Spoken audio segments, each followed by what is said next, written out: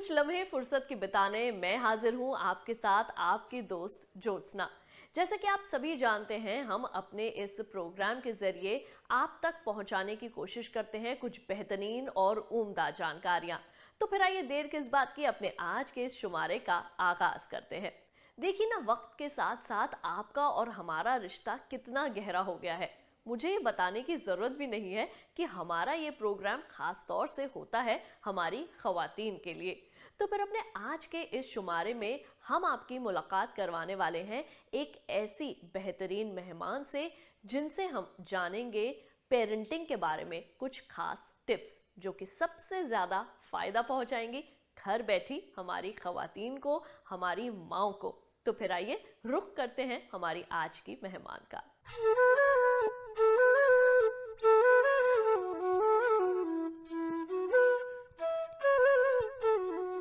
आज हम यहाँ पर जो है वो किस तरीके से पेरेंटिंग जो है वो होनी चाहिए, बच्चे को हमने किस तरीके से जो है वो तैयार करना है या किस तरीके से हमने उनकी परवरिश करनी है, आज हम यहाँ पर रिद्धि जी से यही जो है वो तमाम बातें करें। और ये ना केवल पेरेंट्स के लिए है, ना केवल ये माता पिता के लिए, ना केवल ये वालिदैन के लिए, बल्कि जो ग्रैंड पेरेंट्स घर में है ये उनके लिए भी है। क्योंकि अगर दोनों ही पेरेंट्स वर्किंग हैं तो जाहिर तौर पर जो ग्रैंड पेरेंट्स हैं वही जो है वो बच्चे की देखभाल करते हैं।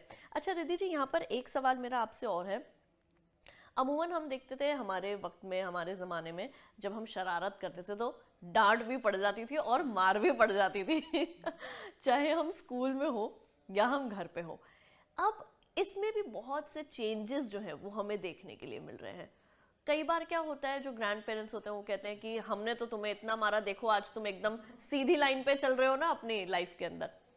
अब कभी जब एक मदर अगर इस बारे में बोलती कि नहीं, बच्चे पे हाथ नहीं उठाना चाहिए, तुम भी तो पल गए, इस तरीके की बातें जो है वो ज्यादातर सुनने के लिए मिलती। तो ये कितना ठीक है? बच्चा शरारत अगर कर रहा है, वो उसका बेसिक नेचर है, वो शरारत नहीं करेगा तो क्या हम करेंगे? लेकिन हाथ उठा देना कितना ठीक है, नहीं है, क्या करना चाहिए? ऐसे में बच्चा अगर शरारत कर रहा है, हमें लग रहा है कि लेवल एक्सटेंड हो रहा है, तो उसे रोके कैसे उसे शांत करें, ये जानना भी ज़रूरी है आपसे। तो ये बहुत ही अच्छा क्वेश्चन पूछा है। और ये बहुत मदर्स मुझसे पूछते हैं कि मेरे जो इन लॉज हैं और जो मेरे मम्मी पापा हैं वो तो बोलते कि हम बहुत मारते थे, तुम सही हो, और आप लोग के ये नए नए ज़माने के नए चोचले कि हमें नहीं मारना है।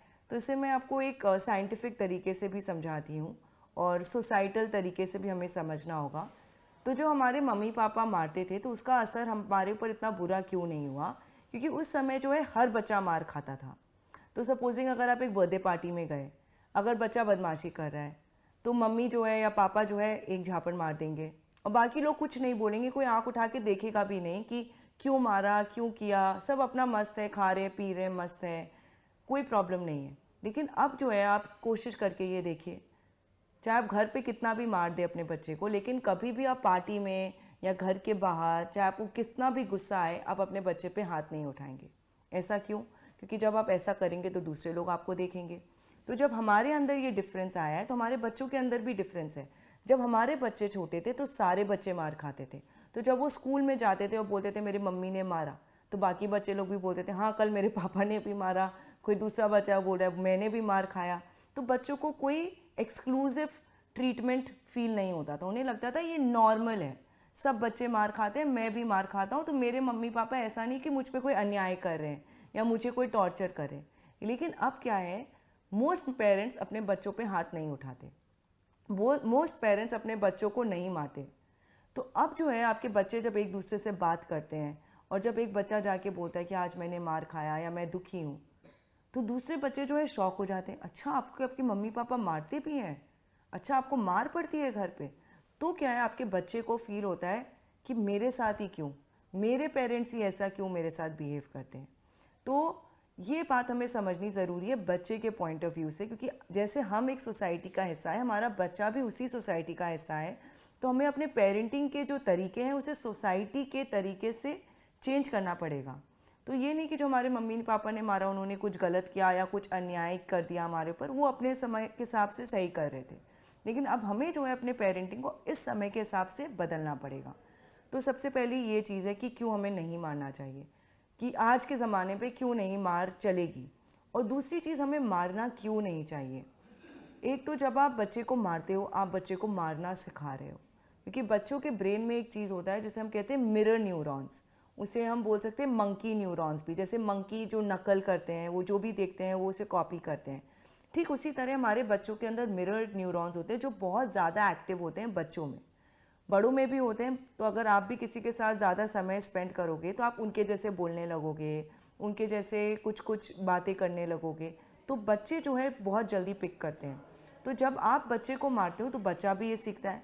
अब हो सकता है कि आपका बच्चा आप पर हाथ ना उठाए, लेकिन क्योंकि उसने ये चीज़ आपसे सीख ली, वो बाहर जाके किसी पे हाथ उठाएगा। और बहुत बार ये देखा गया है कि बच्चे अपने पेरेंट्स पे भी हाथ उठाने लगते हैं, क्योंकि वो ये सीखते हैं। और जब पेरेंट्स बोलते हैं कि आप क्यों मेरे ऊपर हाथ उठा रहे हो, आपकी हिम्मत क्यों हुई, तो बच्चे पलट के ये भी बोल देते हैं आजकल कि आपसे ही मैंने ये सीखा है। तो एक तो हमें क्यों नहीं करना चाहिए, क्योंकि हम उन्हें गलत चीज़ सिखा रहे।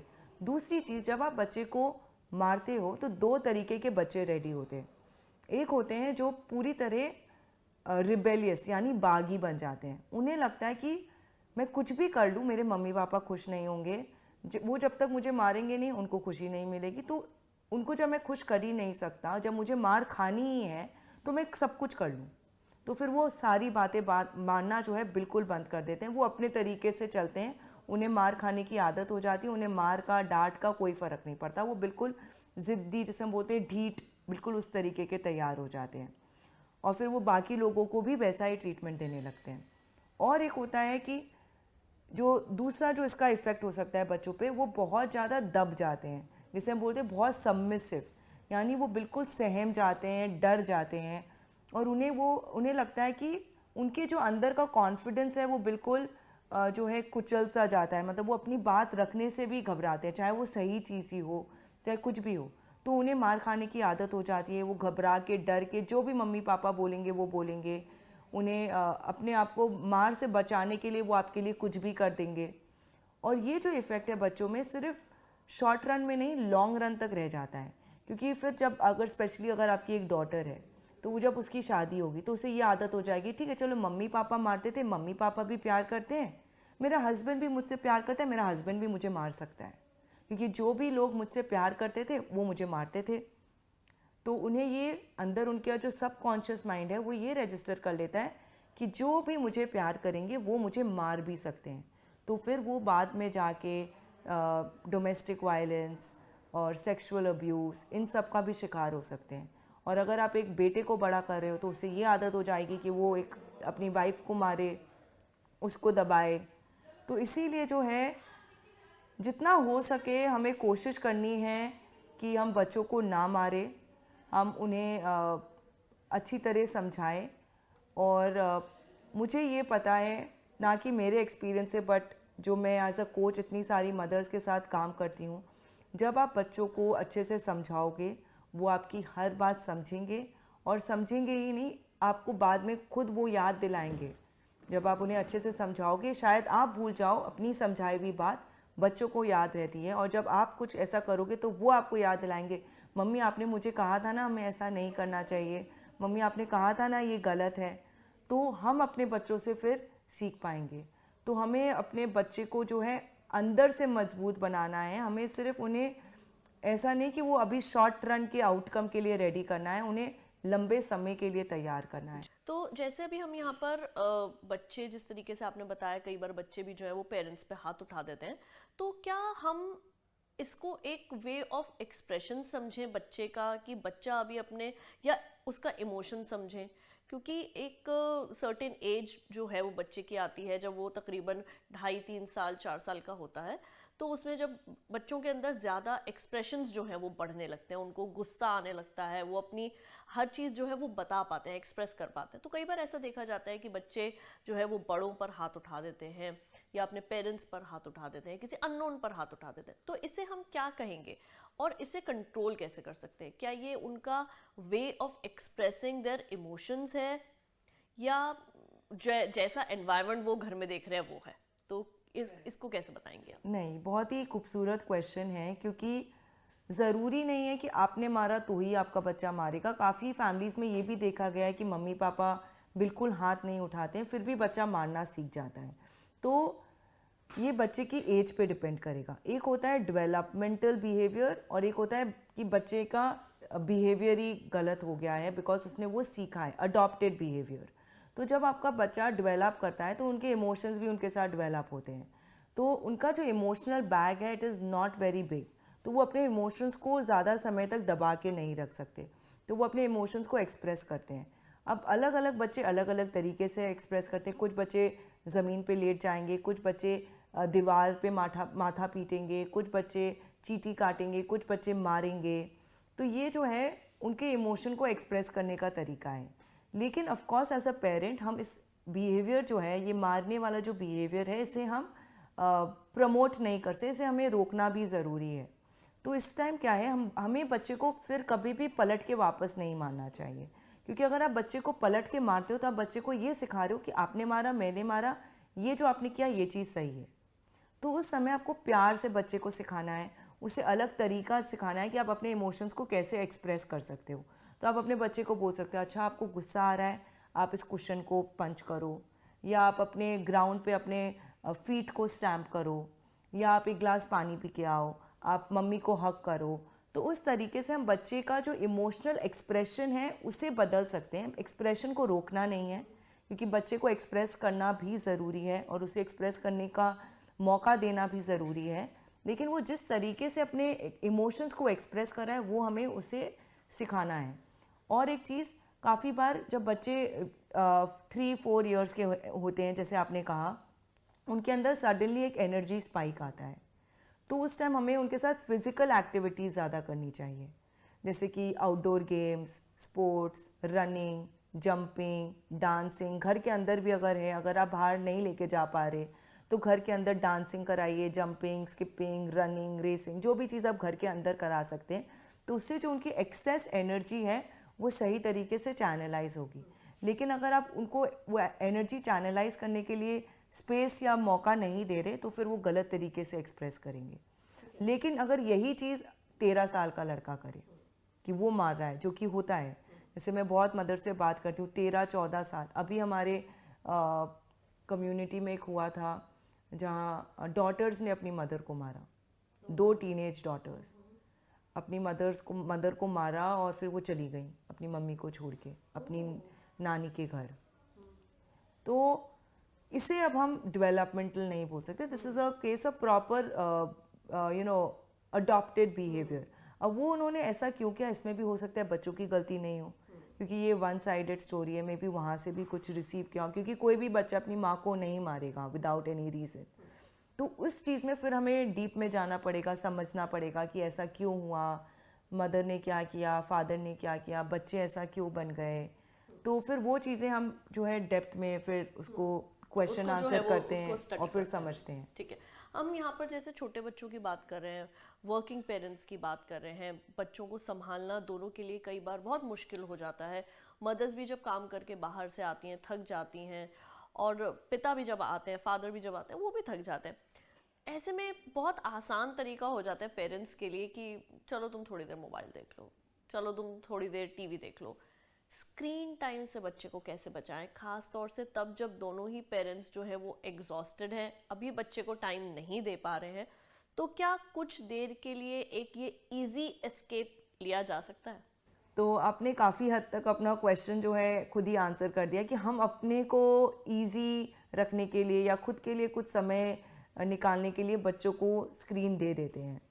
मुझे लगता है कि अगर आप दे रहे हो फिर आप बाद में नहीं ले सकते, क्योंकि बहुत पेरेंट्स क्या करते हैं, पहले तो दे देते हैं, फिर जब वो धीरे धीरे इंक्रीज़ होते जाता है, जब वो एक एडिक्शन बन जाता है, तब वही सेम पेरेंट्स टेंशन में आ जाते हैं कि मेरे बच्चे से मैं स्क्रीन कैसे लूँ, मेरे बच्चे को एडिक्शन हो गया। तो ये समझना ज़रूरी है कि उन्हें हमने ही उस रास्ते में हम ही ने उन्हें उस रास्ते पे आगे बढ़ाया है। तो अब हम उनको उस चीज़ को अपनी गलती मानना ज़रूरी है। हम ये नहीं बोल सकते कि मेरा बच्चा एडिक्टेड है, बल्कि आपको फिर ये बोलना पड़ेगा कि मैंने अपने बच्चे को स्क्रीन से एडिक्ट कर दिया। तो अब क्यों ये नहीं करना चाहिए, क्योंकि स्क्रीन टाइम जो है it's definitely not good for our children. जैसे कि उससे हमारा memory loss, decision fatigue, hyper activity, obesity, depression भी हो रहा है बच्चों को एक्सेसिव स्क्रीन टाइम से। तो इतने सारे साइड इफ़ेक्ट्स हैं। तो अगर आपको रेस्ट करना है, रिलैक्स करना है, तो कुछ समय आप रेस्ट कर लीजिए, आपके हस्बैंड देख ले, अगर हस्बैंड नहीं तो कोई और देख ले, या उस तरीके का अगर आप अरेंजमेंट रख पाए तो वो जो है वो बेहतर तरीका है बच्चे को एंगेज करने का। और बच्चों को स्क्रीन टाइम से बचाया क्यों जाए, इसे हम थोड़ा साइंटिफिक तरीके से समझते हैं कि बच्चों को स्क्रीन इतना पसंद है क्यों। क्योंकि जब हम बच्चों को पहली बार स्क्रीन देते हैं तो उनके अंदर एक केमिकल रिलीज होता है जिसे हम बोलते हैं डोपामिन। डोपामिन जो है एक फील गुड हार्मोन है, बच्चों को बहुत अच्छा फील होने लगता है। और जो हमारा ब्रेन है उसमें एक न्यूरल पाथवे क्रिएट होता है कि स्क्रीन से डोपामिन, और वो ब्रेन में मेमोरी बन जाती है। तो जब आप स्क्रीन वापस लेते हो बच्चे से तो ब्रेन उनको बार बार सिग्नल भेजता है कि स्क्रीन लेके आओ, क्योंकि डोपामिन गिर गया। और ब्रेन का काम है हमेशा खुश रखना, हमें कंफर्ट में रखना, हमें अच्छा फील कराना। तो ब्रेन अपना काम कर रहा है, तो ब्रेन बार बार सिग्नल भेज रहा है बच्चे को, स्क्रीन लेके आओ, स्क्रीन लेके आओ। और बच्चे के पास प्रॉब्लम ये है कि उसके पास और कोई एक्सपीरियंस नहीं है जिससे उसे डोपामिन मिले। तो अगर आप देखेंगे, अगर आपका बच्चा बाहर गार्डन में खेल रहा है, वो कभी स्क्रीन नहीं मांगेगा। क्यों? क्योंकि उसका डोपामिन रिक्वायरमेंट ऑलरेडी मेट है। तो ब्रेन को ज़रूरत नहीं है सिग्नल भेजने की। अगर बच्चा के साथ आप बैठ के लूडो खेल रहे हैं या कैरम खेल रहे हैं या बच्चे के साथ आप एंगेज कर रहे हैं, तो बच्चा कभी नहीं बोलेगा मम्मी मुझे स्क्रीन दो। बच्चा स्क्रीन तभी मांगेगा जब बच्चा अकेले बैठा है, उसके पास कुछ नहीं है करने को। तो अगर आप अपने बच्चे को स्क्रीन से दूर रखना चाहते हैं तो ये ज़रूरी है कि हम अपने बच्चे को इन्वॉल्व करें, इंटेलेक्चुअली, इमोशनली एंगेज करें और एक्सपीरियंसेस क्रिएट करें। तब जो है हमारे ब्रेन में अलग अलग न्यूरल पाथवेज बनेंगे और ब्रेन को लगेगा कि अच्छा, सिर्फ स्क्रीन ही एक चीज़ नहीं है जिससे मेरे बच्चे को, जिससे मुझे डोपामिन मिलेगा, बट और भी आइडियाज़ हैं, और भी चीज़ें हैं। तो ब्रेन को अगर आप स्क्रीन ले लोगे तो ब्रेन सिग्नल भेजेगा, कोई बात नहीं, आपको स्क्रीन नहीं मिला, चलो हम लूडो खेलते हैं। अच्छा चलो लूडो भी नहीं खेलना, चलो पार्क में जाते हैं। अच्छा पार्क में भी नहीं जाना, चलो ये करते हैं। लेकिन अगर आपने स्क्रीन बहुत दे दिया तो क्या होगा कि वो वाला न्यूरल पाथवे बहुत स्ट्रांग हो जाता है। फिर बच्चा जो है और बाकी चीज़ों में बिल्कुल इंटरेस्ट नहीं मिलता उसे, क्योंकि उसे स्क्रीन से जितना डोपामिन मिलता है वो और कोई एक्टिविटी से नहीं मिलता। तो फिर बच्चा बोलेगा कि नहीं मुझे पार्क नहीं जाना, मुझे स्क्रीन ही देखना है, नहीं मुझे वीडियो गेम ही खेलना है, मुझे अपने फ्रेंड से नहीं मिलना है। तो इसीलिए शुरुआत में हमें इस चीज़ को लिमिट करना बहुत ज़रूरी है। एंड एक और चीज़ जो मैं इसमें ऐड करना चाहूँगी कि प्लीज़ खाने के साथ स्क्रीन ना दे बच्चों को। और बहुत सारी मदर्स हैं मेरी कम्युनिटी में जो ये सोचती थी कि मेरा बच्चा तो बिल्कुल नहीं खाएगा बिना स्क्रीन के, और आज सारी मदर्स जो है मेरी कम्युनिटी में बिल्कुल स्क्रीन के बिना अपने बच्चे को खाना खिलाती हैं। और मैं आपको एक एग्जांपल देती हूँ जिससे शायद आपको भी फ़ायदा हो। अगर आप कोई ऐसी जगह पे खो जाए, जैसे कि कोई आइलैंड में जहाँ डिजिटल टेक्नोलॉजी नहीं है, इंटरनेट नहीं है, तो क्या आप अपने बच्चे को भूखा रखेंगी? आप ये नहीं बोलेंगी ना यहाँ पेपा पिग नहीं है, या यहाँ पे फ़ोन नहीं है, यहाँ पे यूट्यूब नहीं है, तो मैं अपने बच्चे को भूखा रखूँगी। आप अपने बच्चे को खिलाएंगी और आपका बच्चा खाएगा। क्यों? क्योंकि खाना ज़रूरत है, वो हमारी नीड है, it is a necessity, it is not a luxury. तो हमें लगता है कि नहीं मेरा बच्चा एक दिन भूखा रह गया। प्लीज़ अगर आपका बच्चा एक दिन नहीं खा रहा, कोई कुछ नहीं होगा। अगर आपका बच्चा एक्टिव है, आप 2 दिन 3 दिन वेट करें, तीसरे दिन आपका बच्चा ज़रूर खाना खाएगा। और वो खाना जब वो बच्चा आपका खाएगा, उसे उस खाने का फ़ायदा भी होगा, उसका ब्रेन डैमेज भी नहीं होगा। क्योंकि हम जो है खाना खिलाते हैं अपने बच्चों को उनके फ़ायदे के लिए, लेकिन अगर वही खाना अंदर जाके मेरे बच्चे का ब्रेन डैमेज करे तो उस खाने का क्या फ़ायदा। तो हमें सिर्फ काम नहीं सलटाना है, हमने अपने बच्चों को सही तरीके से सही चीज़ बतानी है। बिल्कुल। तो रिद्धि जी, आप जो यहाँ पर आज बातें आप समझा रही हैं हमें, और हम भी पेरेंट्स हैं और जो हमें देख रहे हैं वो भी पेरेंट्स हैं। पेरेंटिंग ना केवल एक इमोशनल प्रोसेस है, बल्कि अगर जैसे कि वो समझा रही हैं एक साइंटिफिक तरीके से भी आपने बहुत अच्छे अच्छे एग्जांपल्स देके समझाया, तो मुझे लगता है कि काफ़ी लोग जो इस वक्त हमें देख रहे हैं उन्हें भी ये बातें ज़रूर समझ में आएंगी और वो इसे ज़रूर अप्लाई करेंगे।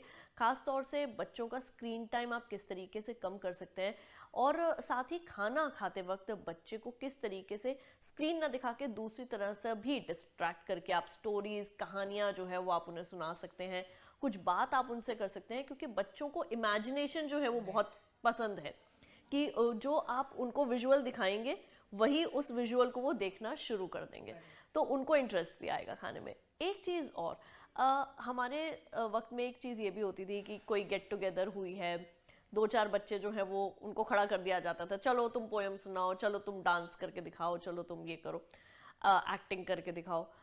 अब एक बच्चा जो नहीं कर पाता था उसे घर जाके डांट पड़ती थी, देखो तुम्हारे बुआ चाचा मामा के बच्चों ने कितना अच्छा किया, तुम तो कुछ नहीं कर पाए।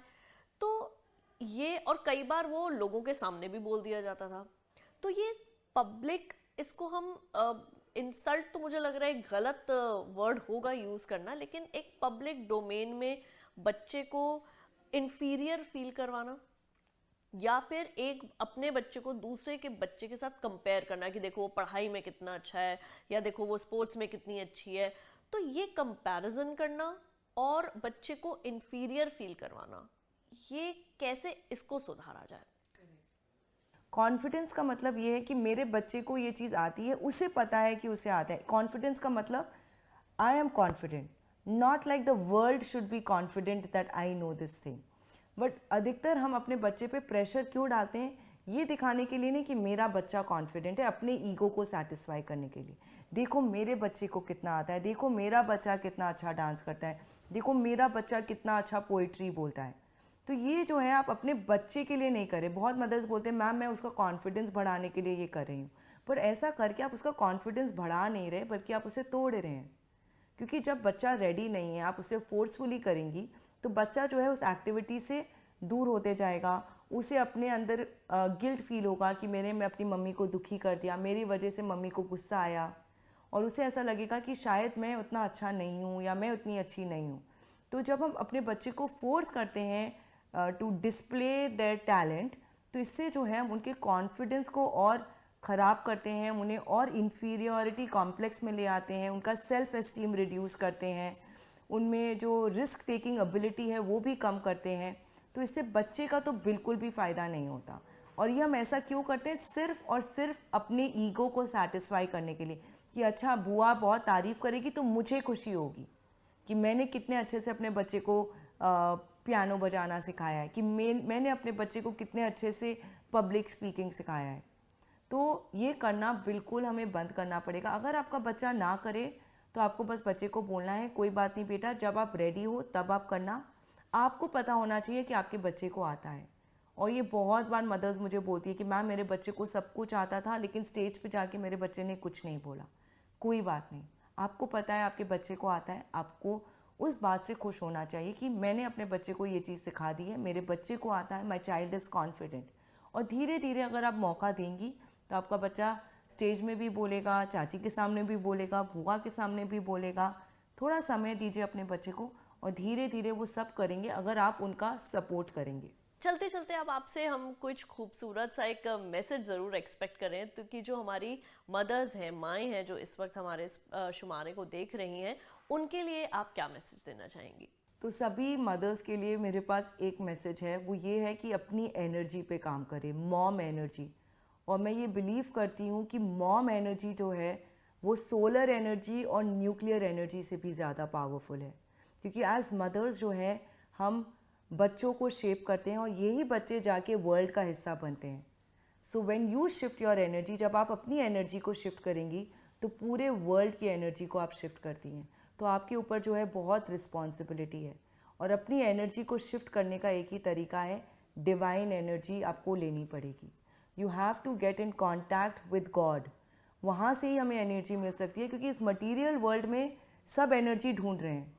तो इस वर्ल्ड में अगर आप चाह रही हैं कि मुझे इससे एनर्जी मिल जाए, इससे एनर्जी मिल जाए, इससे एनर्जी मिल जाए, आपको एनर्जी नहीं मिल सकती। तो आपको हर दिन समय निकाल के connect with God, connect with divine, draw energy from there.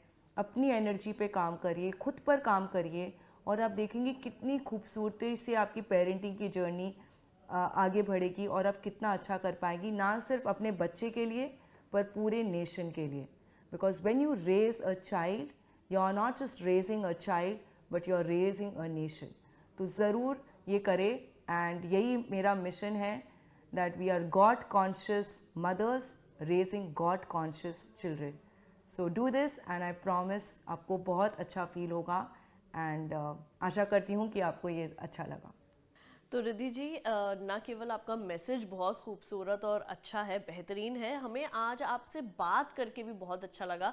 Energy की आपने बात की, आपके साथ जो वाइब्स मिल रही हैं इस वक्त मुझे यहाँ पर बैठ के, मुझे इतनी अच्छी लग रही है, तो मुझे लग रहा है कि पक्की बात है कि जो आपकी एनर्जी जो ये लोग देख रहे हैं ना इस वक्त, वो एनर्जी भी उनके पास ज़रूर पहुंचेगी। तो पेरेंटिंग के बारे में आज हमने आपसे जाना, किस तरीके से माओं को खासकर अपने ऊपर काम करना है अपनी हेल्थ को बेटर बनाने के लिए, क्योंकि जब आपकी फिजिकल और मेंटल हेल्थ जो है वो बेहतर रहेगी, तभी आप अपने बच्चे को भी जो है वो बेहतर बना सकते हैं, अपने घर को, अपने परिवार को जो है वो आप खूबसूरत बना सकते हैं।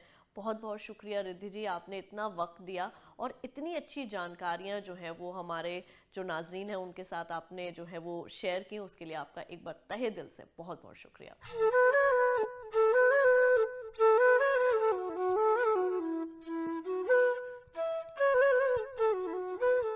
तो नाजरीन, हमारे आज के इस शुमारे में बस इतना ही। उम्मीद करती हूँ हमारे आज के एपिसोड में दी गई तमाम जानकारियों से आप सभी ज़रूर फैज़याब होंगे। तो आज के लिए बस इतना ही। हमारी पूरी टीम को दीजिए इजाज़त। खुदा हाफिज़।